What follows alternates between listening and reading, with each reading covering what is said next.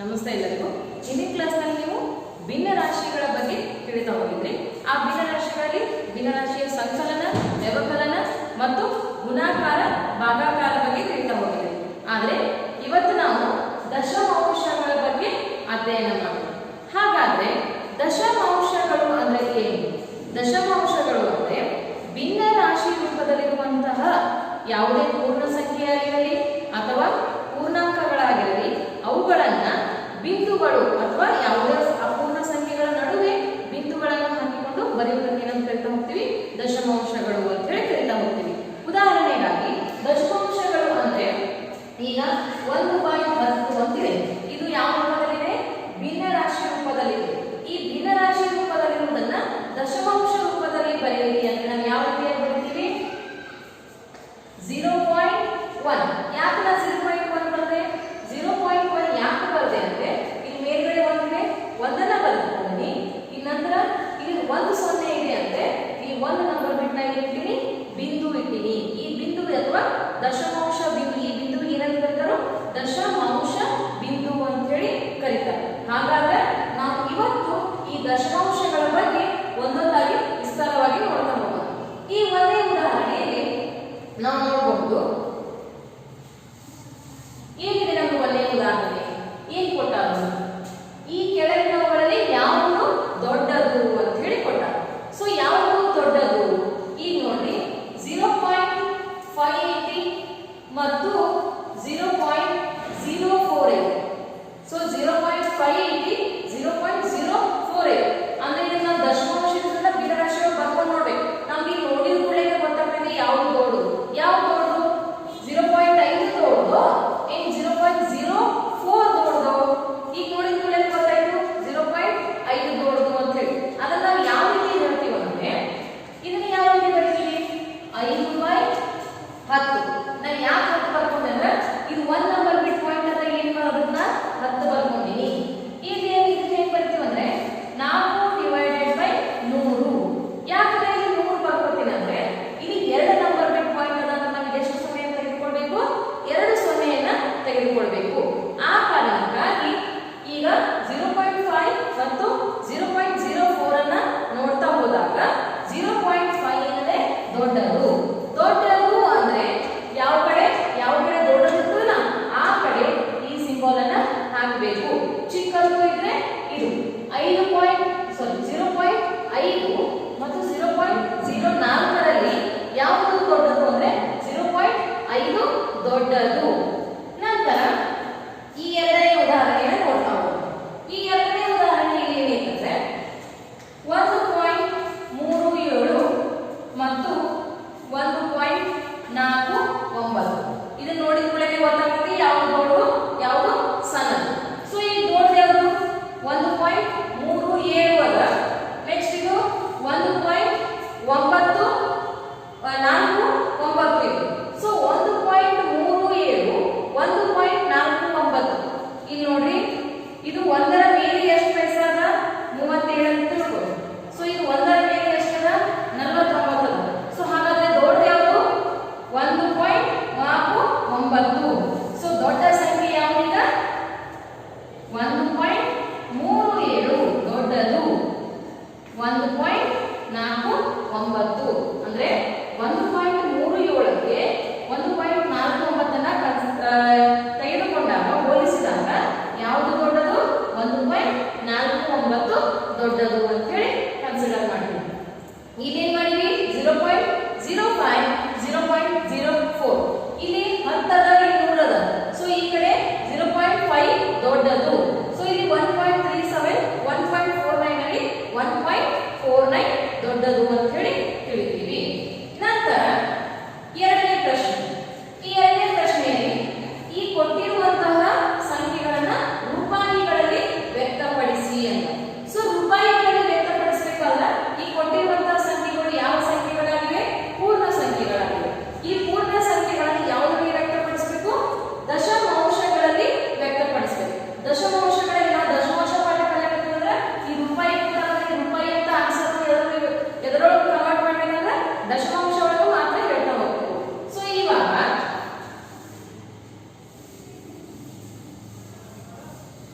ಎರಡನೇ ಉದಾಹರಣೆಯಲ್ಲಿ ಈಗ ಹೇಳೋದು 6 ರೂಪಾಯಿ 8 ಪೈಸೆ 6 ರೂಪಾಯಿ 8 ಪೈಸೆ.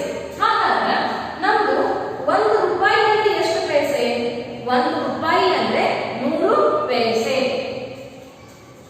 1 ರೂಪಾಯಿ ಅಂದ್ರೆ ಎಷ್ಟು ಪೈಸೆ? 100 ಪೈಸೆ. ಈಗಾಗಲೇ ನೀವೆಲ್ಲ ಇವುಗಳನ್ನ 5ನೇ ಕ್ಲಾಸ್ನಲ್ಲಿ ಕಲ್ತಿದ್ರಿ. 1 ರೂಪಾಯಿ ಅಂದ್ರೆ 100 ಪೈಸೆ ಅಂತ ಹೇಳಿ. ಅಂದ್ರೆ ಈಗ ನಮ್ಗೆ ಏನ್ ಕೊಟ್ಟಾರ? 6 ರೂಪಾಯಿ 8 ಪೈಸೆ ಅಂದ್ರೆ 6 ರೂಪಾಯಿ. 6 ರೂಪಾಯಿ. ಸೊ 6 ರೂಪಾಯಿ ಅಂದ್ರೆ ಎಷ್ಟಾಯ್ತು? ಈಗ 6 ಇಂಟು 100 ಅಂದ್ರೆ ಎಷ್ಟು ಪೈಸೆ ಆಯ್ತು? 600 ಪೈಸೆ.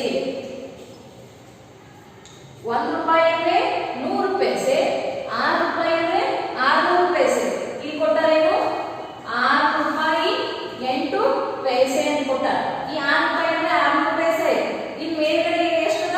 8 ಪೈಸೆ. ಆ 8 ಪೈಸೆಯಿಂದ ನಾವು ಏನ್ ಮಾಡ್ತಾ ಈಗ? ಆ ರೂಪಾಯಿ ಪೈಸೆ ಇದ್ದರೆ ಏನ್ ಮಾಡ್ಬೇಕು? ರೂಪಾಯಿಯಲ್ಲಿ ಪರಿವರ್ತಿಸ್ಬೇಕು. ಸೊ ಪೈಸೆಯಿಂದ ರೂಪಾಯಿ ಪರಿವರ್ತಿಸ್ಬೇಕಾರ 8 ಪೈಸೆ is equal to 8 divided by 100.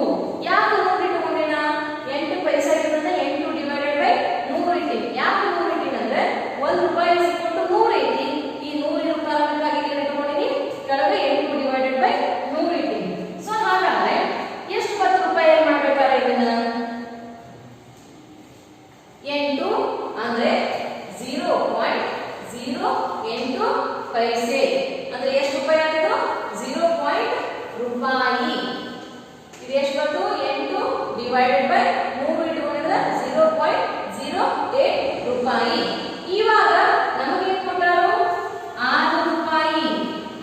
6 ರೂಪಾಯಿ 8 ಪೈಸೆ. ಸೊ 8 ಪೈಸೆ ಆಲ್ರೆಡಿ 6 ರೂಪಾಯಿ ಐದು ನಮಗೆ. ಅದನ್ನೇ ಬರ್ಕೋತೀವಿ 6 ರೂಪಾಯಿ. ನಂತರ 8 ಪೈಸೆ. 8 ಪೈಸೆ ಇದ್ರೆ ರೂಪಾಯಿ ಕನ್ವರ್ಟ್ ಮಾಡ್ಕೊಂಡಿವಿ. ಸೊ ರೂಪಾಯಿ ಪರಿವರ್ತನೆ ಮಾಡ್ಕೊಂಡ್ಮೇಲೆ 0.08. ಸೊ ಇವಾಗ ನಮ್ಮ ಉತ್ತರ ಏನಾಯ್ತು? 6.08 ರೂಪಾಯಿ. ಇವಾಗ ನೋಡ್ರಿ, ಇದನ್ನು ನಿಮ್ಗೆ ತಿಳಿಲಿ ಅಂತ ಹೇಳಿ ಬರ್ತೀನಿ. ಅಂದ್ರೆ ರೂಪಾಯಿ 1 ರೂಪಾಯಿ ಅಂದ್ರೆ 100 ಪೈಸೆ ಮಾಡ್ಕೊಂಡಿರ್ತೀವಿ. ಅಂದ್ರೆ 6 ರೂಪಾಯಿ ಅಂದ್ರೆ 6 ಪೈಸೆ. ಪೈಸೆದ ರೂಪಾಯಿಗಳನ್ನ ಪೈಸೆದ ಪರಿವರ್ತಿಸ್ರಿ ಅಂದಾಗ ಅಷ್ಟೇ ಇದನ್ನ ಮಾಡೋದು. ಇವಾಗ ನಮಗೆ ಕೊಟ್ಟಿರುವಂತ ಲೆಕ್ಕ ಏನೈತಿ? 6 ರೂಪಾಯಿ 8 ಪೈಸೆ. ಆಲ್ರೆಡಿ ರೂಪಾಯಿ ಕೊಟ್ಟಾರೆ. ಈ 8 ಪೈಸೆಯನ್ನ ಮಾತ್ರ ನಾವು ಏನು ಕನ್ವರ್ಟ್ ಮಾಡಬೇಕು? ರೂಪಾಯಿಗೆ ಪರಿವರ್ತಿಸಬೇಕು. ಸೊ ರೂಪಾಯಿಗೆ ಪರಿವರ್ತಿಸಕ್ಕೆ ಹೋದಿವಿ ಅಂದ್ರೆ 8 ಪೈಸೆ ಕೊಟ್ಟು 8 ಡಿವೈಡೆಡ್ ಬೈ 100 ಅಂದ್ರೆ 0.08 ರೂಪಾಯಿ. ಸೊ 6 ರೂಪಾಯಿ 8 ಪೈಸೆ ನೋಡ್ತಾ ಹೋದಾಗ ಈ 6 ರೂಪಾಯಿ ಇದು ಬರ್ತೀನಿ. ಈ ರೂಪಾಯಿ ಪೈಸೆ ಏನ್ ಮಾಡ್ತಾ ಹೋಗಿದ್ವಿ? ರೂಪಾಯಿನ ಕನ್ವರ್ಟ್ ಮಾಡ್ಕೊಂಡಿದ್ವಿ 0.08. ಎಲ್ಲವನ್ನ ಕೂಡಿದಾಗ 6.08 ರೂಪಾಯಿಗಳು ಅಂತ ಹೇಳಿ ಗೊತ್ತಾಯ್ತು. ಇನ್ನು ನಂತರ ಇಲ್ಲಿದೆ ನೋಡಿ, ಇಲ್ಲಿನೂ ಸಹ 8 ಪೈಸೆ ಕೊಟ್ಟ. ಸೊ 8 ಪೈಸೆ ಬೇಡ, ಈಗ 7 ಪೈಸೆ ಅಂತ ಹೇಳಿ ಮಾಡ್ತಾ ಹೋಗೋದು. ಸೊ 7 ಪೈಸೆ ನೋಡಿದ ಹೋದಾಗ ಇಲ್ಲಿ ನೋಡಿ 7 ಪೈಸೆ ಇದನ್ನ ನಾವು ರೂಪಾಯಿಗೆ ಪರಿವರ್ತಿಸಬೇಕು. 7 ಪೈಸೆ ರೂಪಾಯಿಗೆ ಪರಿವರ್ತಿಸಿದ 7 ಡಿವೈಡೆಡ್ ಬೈ 100. ಯಾಕೆ ನೋಡ್ಕೊಂಡ್ರೆ 1 ರೂಪಾಯಿ 8 ಪೈಸೆ 100 ಪೈಸೆ ಐತಿ. ಅದಕ್ಕಾಗಿ ಏನ್ ಮಾಡಿದೀವಿ ಅಂದ್ರೆ 0.07. ನಾ 0.07 ಹೆಂಗ್ ಬರದೆ ಅಂದ್ರೆ ಈ 2 0 ಅದಾವಲ್ಲ, ಸೊ ಅದನ್ನ ಈ 2 ನಂಬರ್ ಬಿಟ್ಟು ಒಂದು ಪಾಯಿಂಟ್ ಅನ್ನ ಇಡ್ತೀನಿ. ಸೊ 2 ನಂಬರ್ ಬಿಟ್ಟು ಪಾಯಿಂಟ್ ಇಟ್ಟ ಮೇಲೆ ನಮ್ದು 7 ಪೈಸೆ ರೂಪಾಯಿ ಪರಿವರ್ತಿಸಬೇಕಾದ್ರೆ 0.07 ರೂಪಾಯಿ. ಕನ್ಫ್ಯೂಷನ್ ಮಾಡ್ಕೋಬೇಡ್ರಿ. ರೂಪಾಯಿ ಕೊಟ್ಟು ಪೈಸೆ ಕನ್ವರ್ಟ್ ಮಾಡಂದ್ರೆ 5ಕ್ಕೆ 100ನ್ನ ಗುಣಿಸ್ಬೇಕು. ಅಕಸ್ಮಾತ್ ನಮ್ಗ ಪೈಸೆ ಕೊಟ್ಟು ರೂಪಾಯಿಗೆ ಪರಿವರ್ತಿಸ್ರಿ ಅಂದ್ರೆ 100 ಏನ್ ಮಾಡ್ಬೇಕು? ಭಾಗಾಕಾರ ಮಾಡಬೇಕು. ರೂಪಾಯಿ ಕೊಟ್ಟು ಪೈಸೆ ಕೊಟ್ಟಿದ್ರೆ 100 ಗುಣಿಸ್ಬೇಕು. ಪೈಸೆ ಕೊಟ್ಟು ರೂಪಾಯಿ ಕೊಟ್ಟಿದ್ರೆ 100 ಏನ್ ಮಾಡ್ಬೇಕು? ಭಾಗಿಸ್ತಾ ಹೋಗ್ಬೇಕು. ಅಂದ್ರೆ 8 ಡಿವೈಡೆಡ್ ಬೈ 100 ಅಂದ್ರೆ 0.08 ರೂಪಾಯಿ.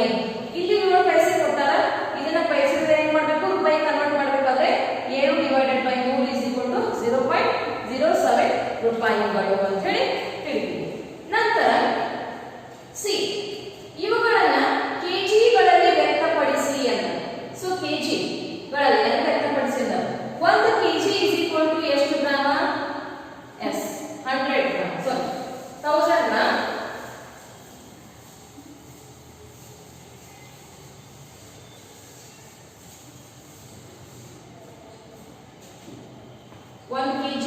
ಈಕ್ವಲ್ ಟು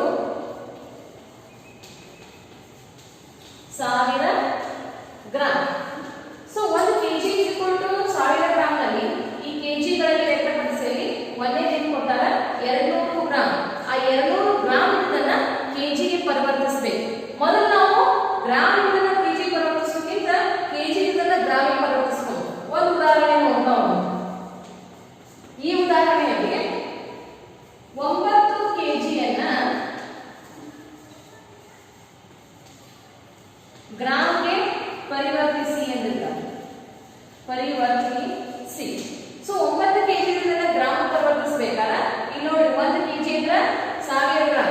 ಹಾಗೆ 9 ಕೆಜಿ ಅಂದ್ರೆ ಎಷ್ಟು? 1000 ಇಂಟು 9 ಅಂದ್ರೆ ಎಷ್ಟು ಬರುತ್ತೆ? 9000 ಗ್ರಾಂ. ಈಗ ಕೆಜಿ ಇದನ್ನ ಗ್ರಾಮಿಗೆ ಪರಿವರ್ತಿಸಿ. ಇವಾಗ ನಮಗೆ ಕೊಟ್ಟಿರುವಂತಹ ಲೆಕ್ಕ ನೋಡಿ, ಕೊಟ್ಟಿರುವುದೇ ಗ್ರಾಮ್ನಲ್ಲಿ ಅದನ್ನ ಎಲ್ಲೋ ಪರಿವರ್ತಿಸಿದರು, ಕೆಜಿಯಲ್ಲಿ ಪರಿವರ್ತಿಸಿದ್ದಾರೆ. ಇಲ್ಲಿ ದೊಡ್ಡದು ಕೆಜಿ ಗ್ರಾಮ್ಗಿಂತ ದೊಡ್ಡದು. ದೊಡ್ಡದಿದ್ದದನ್ನ ಸಣ್ಣಕ್ಕ ಪರಿವರ್ತಿಸಬೇಕಾದ ನಾವು 1000ನ ಗುಣಿಸ್ತೀವಿ. ಸೊ ಸಣ್ಣದಿದ್ದನ್ನ ದೊಡ್ಡದಕ್ಕೆ ಪರಿವರ್ತಿಸಬೇಕಾದ 1000ನ ಭಾಗಿಸ್ತೀವಿ. ಸೊ ಇವಾಗ 200 ಗ್ರಾಂ ಉದಾಹರಣೆಗೆ 2 ತೆಗೆದುಕೊಂಡಾಗ ಈ 200 ಗ್ರಾಮನ್ನ ಕೆಜಿಗೆ ಪರಿವರ್ತಿಸಿ ಅಂತ. ಸೊ ನಮಗೀಗ 1 ಕೆಜಿ ಅಂದ್ರೆ 1000 ಗ್ರಾಂ. 1 ಕೆಜಿ ಅಂದ್ರೆ ಎಷ್ಟು? 1000 ಗ್ರಾಂ. ನಮಗೆ ಕೊಟ್ಟಿರುವುದೇ ಗ್ರಾಂ. 200 ಗ್ರಾಂ ಅನ್ನ ಕೆಜಿ ಪರಿವರ್ತಿಸಬೇಕು. 200 gram is equal to 200 divided by ಈಗ ದೊಡ್ಡದಿದ್ದು ಸಣ್ಣದಕ್ಕೆ ಪರಿವರ್ತನೆ ಮಾಡ್ಬೇಕಾದ್ರೆ ಗುಣಿಸಿದೆ. ಆದ್ರೆ ಈಗ ಸಣ್ಣದ ದೊಡ್ಡದಕ್ಕೆ ಪರಿವರ್ತನೆ ಮಾಡ್ಬೇಕಾದ್ರೆ ಏನ್ ಮಾಡ್ಬೇಕಿಲ್ಲ? ಭಾಗಾಕಾರವನ್ನು ಮಾಡ್ತಾ ಹೋಗ್ಬೇಕು. ಸೊ ಹಾಗೆ 0 0 0 0 ಕ್ಯಾನ್ಸಲ್. ಉಳಿದೇನು? 2 divided by 10. So 2 divided by 10 ಅಂದ್ರೆ ನಮ್ಮ ಉತ್ತರ 0.2 kg. ನಾ ಯಾಕೆ 0.2 ಬರ್ತೀನಿ ಅಂದ್ರೆ ಇಲ್ಲಿ 1 0 ಅದ. ಸೊ ಇಲ್ಲಿ ಒಂದು ನಂಬರ್ ಬಿಟ್ಟು ಪಾಯಿಂಟ್ ಇಟ್ಟಿನಿ. ಅಂದ್ರೆ 200 ಗ್ರಾಂ ಅಂದ್ರೆ 0.2 kg. ಇವಾಗ ಎರಡನೇ ಉತ್ತರ, ಎರಡನೇ ಕ್ವಶನ್ ಕೊಟ್ಟಾರ. 6 ಕೆಜಿ 7 ಗ್ರಾಂ ಅಂತ ಕೊಟ್ಟಾರ. So 6 KG 6 example number 3 6 KG and 7 gram ಅಂತ ಕೊಟ್ಟಾರ. ಸೊ ಇವಾಗ ಆಲ್ರೆಡಿ 6 ಕೆಜಿ ಕೊಟ್ಟಾರ. ಸೊ 7 ಗ್ರಾಂ ಅನ್ನ ಅಟ್ಟ ಮಾತ್ರ ಕನ್ವರ್ಟ್ ಮಾಡ್ಕೋಬೇಕು ನಾವು. ಇವಾಗ 7 gram is equal to 7 divided by 1000. ಯಾಕೆ 1000 ಬರ್ಕೊಂಡೆ? ನಮ್ದು 1 kg is equal to 1000 gram ಐತಿ. ಅದಕ್ಕೆ ಇಲ್ಲಿ ನೋಡಿ 1 2 3 ಈ 7 ಬರೆದ ಮೇಲೆ ಇಲ್ಲಿ ಎಷ್ಟು ಸೊನ್ನೆ ಇದಾವೆ? 1 2 3 3 ಸೊನ್ನೆ ಇರುವಂತ ಕಾರಣಕ್ಕಾಗಿ 1 2 3 ಸೊನ್ನೆ ಪ್ಲೇಸ್ ಬಿಟ್ಟು ಇಲ್ಲಿ ಇಟ್ಟಿವಿ. ಅಂದ್ರೆ ಉತ್ತರ ಏನು? 0.007. ಇವಾಗ 6 ಕೆಜಿ ಕೊಟ್ಟಾರ. 0.007 ಕೆಜಿ ಪ್ಲಸ್ ಇಲ್ಲಿ ನಮ್ಗೆ ಏನು ಕೊಟ್ಟಾರ? 6 ಕೆಜಿ ಕೊಟ್ಟಾರ. ಈ 6 ಕೆಜಿಯನ್ನ ಕೂಡಿಸಿದ್ರೆ ನಮ್ಮ ಉತ್ತರ 6 ಪ್ಲಸ್ 0.07 ಕೆಜಿ. ನಮ್ಮ ಉತ್ತರ ಏನು ಬಂತು? 6 ಕೂಡಿಸಿದ್ರೆ 0.07 ಪ್ಲಸ್ 6 000 ಅಂದ್ರೆ 6.007 ಕೆಜಿ ನಮ್ಮ ಉತ್ತರ. ಅಂದ್ರೆ 6.007 ಕೆಜಿ. ಇವಾಗ ಕೆಜಿ ಕೊಟ್ಟರು ಪೈಸೆದಲ್ಲಿ ಕನ್ವರ್ಟ್ ಮಾಡಬೇಕು, ಪೈಸೆ ಕೊಟ್ಟರು ಕೆಜಿಯಲ್ಲಿ ಕನ್ವರ್ಟ್ ಮಾಡಬೇಕು. ಗ್ರಾಮ್ ಕೊಟ್ಟಾರ, ಕೆಜಿ ಮಾಡಬೇಕಾದ್ರೆ 200 ಡಿವೈಡೆಡ್ ಬೈ 1000 ಅಂದ್ರೆ 0.2 ಕೆಜಿ. ಈಗ ಗ್ರಾಮ್ ಕೊಟ್ಟಾರ, ಈಗ ಆಲ್ರೆಡಿ ಕೆಜಿ ಕೊಟ್ಟಾರ 6 ಅದೇ ಬರ್ತೀನಿ. ಈ 7 ಇದನ್ನ ಕೆಜಿ ಒಳಗೆ ಪರಿವರ್ತಿಸ್ಕೊಂಡು 2 ಅನ್ನ ಕೂಡಿಸಿದ್ರೆ ಮಾತ್ರ 6.007 ಕೆಜಿ ಅಂತ ಆಗುತ್ತೆ. ಸೊ ಇವಾಗ ನಂತರ ವಿಸ್ತೃತ ರೂಪದಲ್ಲಿ ಬರೆಯಿರಿ ಅಂತ. ಸೊ ವಿಸ್ತೃತ ರೂಪದಲ್ಲಿ ಬರೆಯಿರಿ ಅಂದ್ರೆ ವಿಸ್ತರಿಸಿ ಬರೆಯಿರಿ. ವಿಸ್ತೃತ ರೂಪದಲ್ಲಿ ಅಂದ್ರೆ ವಿಸ್ತರಿಸಿ ಬರೆಯಿರಿ ಅಂತ.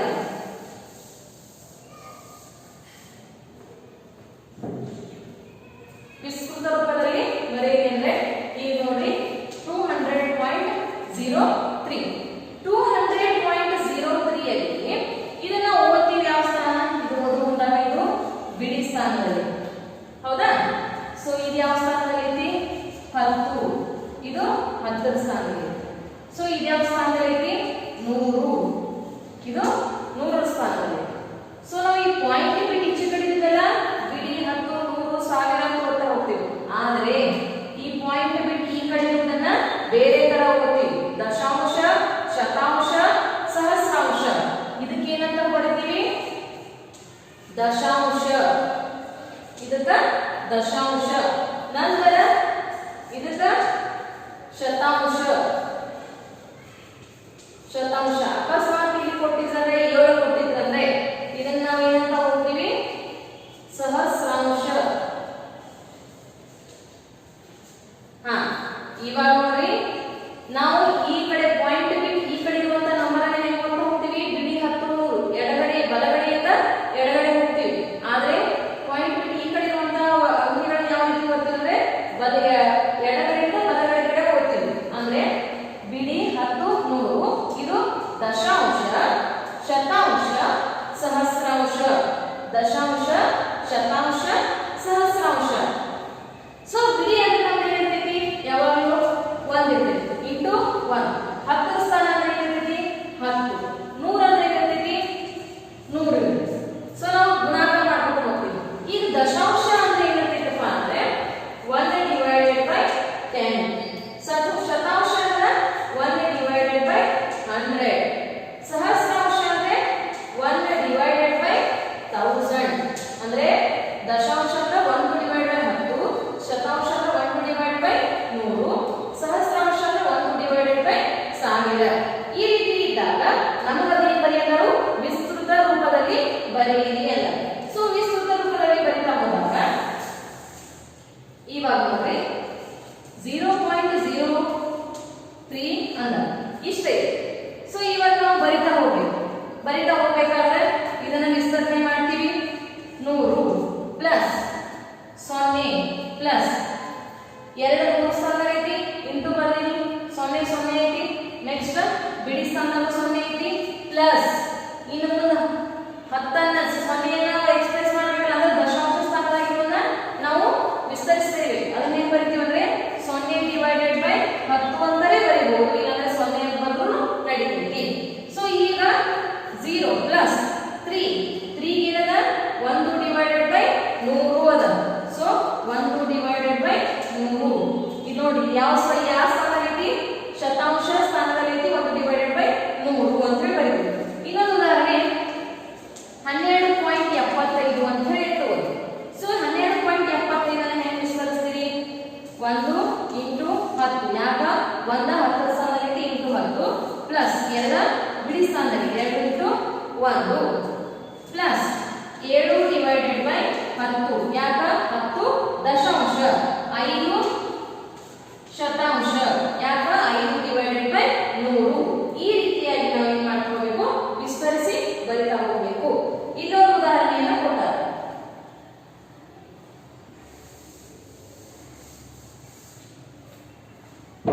ಇಲ್ಲೊಂದು ಉದಾಹರಣೆ ಇದೆ 10.21.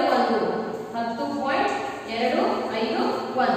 ಈ ಉದಾಹರಣೆಯನ್ನು ನಾವು ನೋಡಿದಾಗ ಇದನ್ನು ವಿಸ್ತರಿಸಿ ಬರೀಬೇಕಂದ್ರೆ 1 into 10 plus 0 plus 2 into 1 divided by 10 ಅಂದ್ರೆ ದಶಾಂಶ ಪ್ಲಸ್ 5 ಡಿವೈಡೆಡ್ ಬೈ 100 ಶತಾಂಶ 1 ಡಿವೈಡೆಡ್ ಬೈ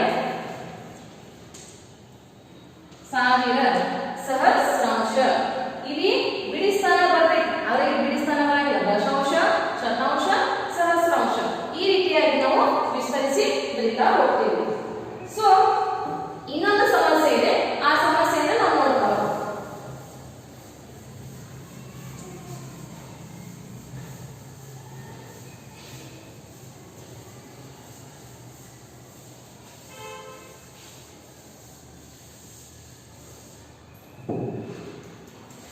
ನಿಮ್ಮ ಪುಸ್ತಕದಲ್ಲಿ ಒಂದು ಸಮಸ್ಯೆ ಕೊಟ್ಟಾರ, ಆ ಸಮಸ್ಯೆಯನ್ನು ಬಿಡಿಸ್ತಾ ಹೋಗಿ. ಶ್ಯಾಮ್ 5 ಕೆಜಿ 300 ಗ್ರಾಂ ಸೇಬು, 3 ಕೆಜಿ 250 ಗ್ರಾಂ ಮಾವಿನ ಹಣ್ಣನ್ನ ಖರೀದಿಸಿದನು. ಶ್ಯಾಮ್ ಏನ್ ಮಾಡ್ಯಾರ? ಶ್ಯಾಮ್ ಖರೀದಿಸಿದ ಹಣ್ಣು. ಶ್ಯಾಮ್ ಎಷ್ಟು ಖರೀದಿಸಿದ? ಶ್ಯಾಮ್ ಖರೀದಿಸಿದ ಹಣ್ಣು ಎಷ್ಟು?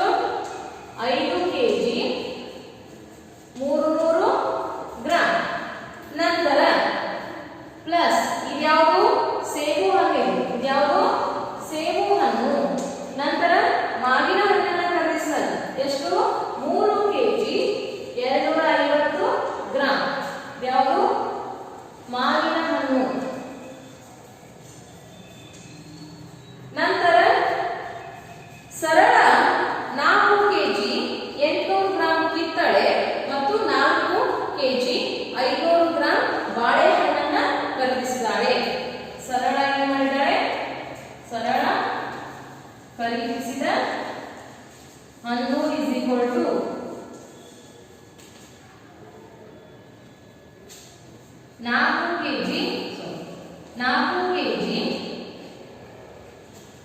800 ಗ್ರಾಂ ಪ್ಲಸ್ 5 4 ಕೆಜಿ 150 ಗ್ರಾಂ. ಇದು ಕಿತ್ತಳೆ ಹಣ್ಣು, ಕಿತ್ತಳೆ ಪ್ಲಸ್ ಬಾಳೆಹಣ್ಣು.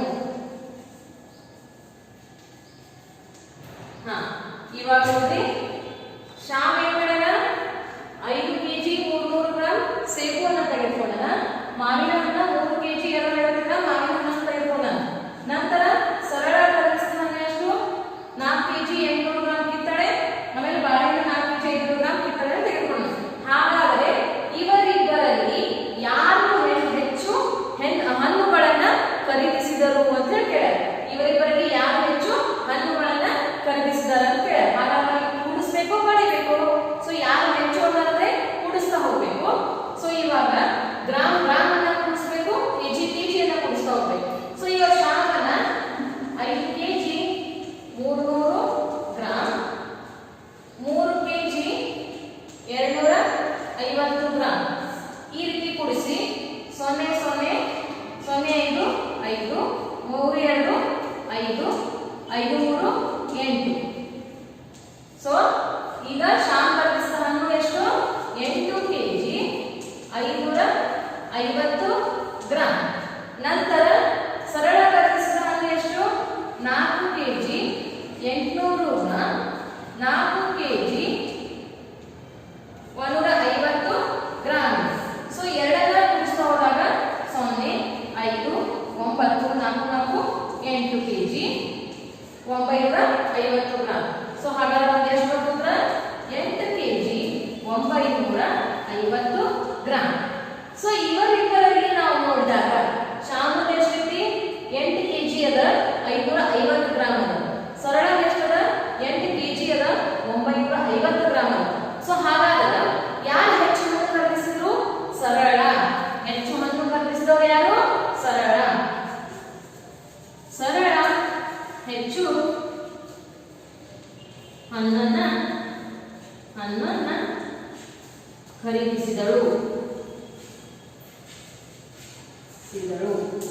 ಸೊ ಹಾಗಾದ್ರೆ ನೀವು ಇವತ್ತು ದಶಮಾಂಶಗಳ ವಿಸ್ತೃತ ರೂಪ ಮತ್ತು ದಶಮಾಂಶಗಳಲ್ಲಿ ಯಾವುದು ದೊಡ್ಡದು ಯಾವುದು ಸಣ್ಣದು ಮತ್ತು ದಶಮಾಂಶ